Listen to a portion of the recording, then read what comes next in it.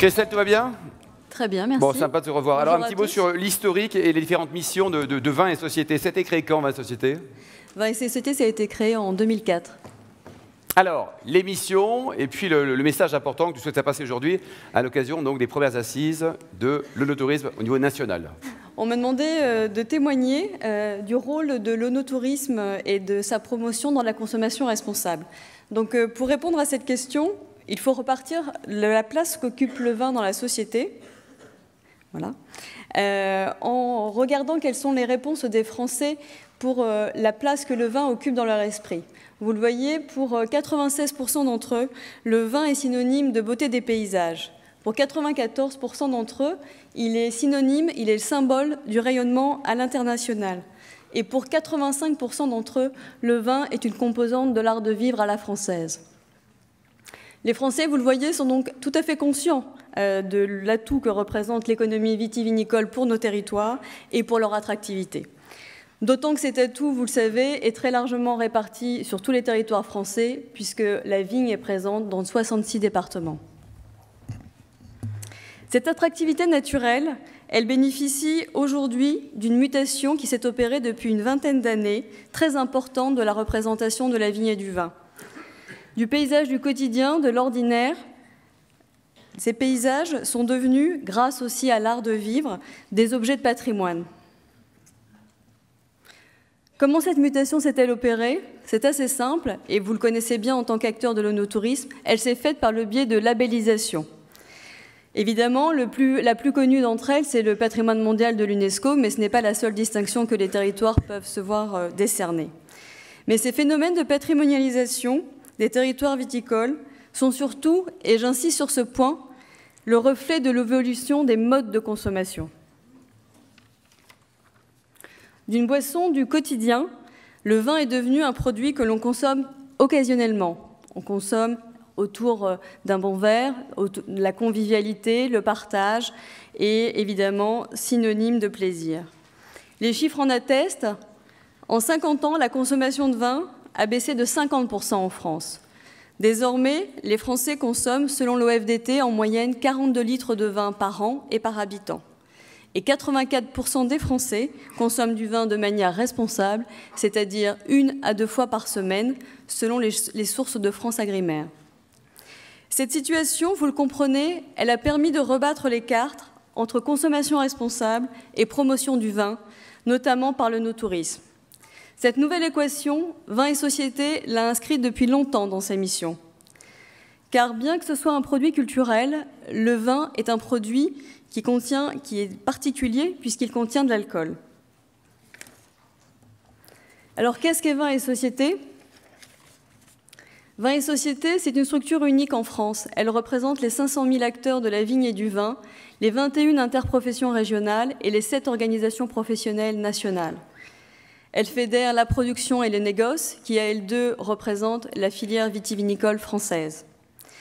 Vin et Société, forte de son ancrage national et régional, a pour mission de défendre la place du vin et de transmettre les valeurs qui y sont associées, au premier rang desquelles la promotion de la consommation responsable. Cet objectif, nous le poursuivons dans le cadre d'un dialogue permanent avec les acteurs des pouvoirs publics, mais aussi la société civile, auquel l'ensemble des acteurs que vous représentez aujourd'hui du monde de l'onotourisme est présent. En janvier 2018, le président de la République a adressé un appel inédit aux professionnels du secteur de boissons alcoolisées pour initier la révolution de la prévention. Cette démarche, la filière viticole l'attendait depuis de nombreuses années. Car la filière, à travers Vin et Société, défend depuis très longtemps la notion de cercle vertueux entre prévention et économie. En effet, vous le voyez, les valeurs portées par la vigne, le vin, la gastronomie contribuent à l'attractivité des territoires et à leur renouvellement économique. Mais la durabilité de ce modèle économique est conditionnée par la responsabilité dans la consommation. Le rôle de la filière est donc de faire comprendre ce cercle vertueux. Mais son rôle est également de mettre en place les synergies nécessaires entre tous les acteurs pour accomplir cette révolution qui est appelée de ses vœux par la présidence de la République. Dans ce nouveau contexte, la patrimonialisation des territoires et la révolution de la prévention, vous avez tous, vous, acteurs de l'œnotourisme, un rôle fondamental à jouer. Pour la filière vitivinicole, la promotion d'un modèle de consommation responsable implique de mettre au centre des politiques d'accueil des visiteurs 4 valeurs essentielles. La découverte et la sécurité, bien sûr, la convivialité et le partage. Ce sont des valeurs qui structurent les actions de Vin et Société.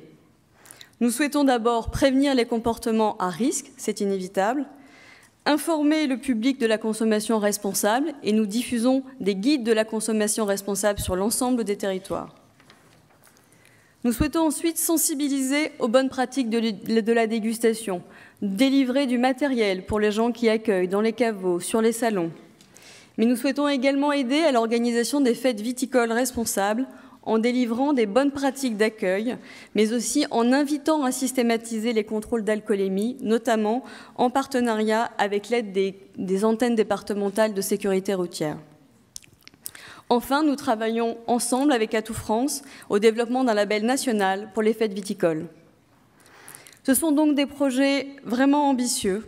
Cette ambition, je pense, est à la hauteur du patrimoine que représentent nos territoires pour la France. Cette richesse, cette diversité,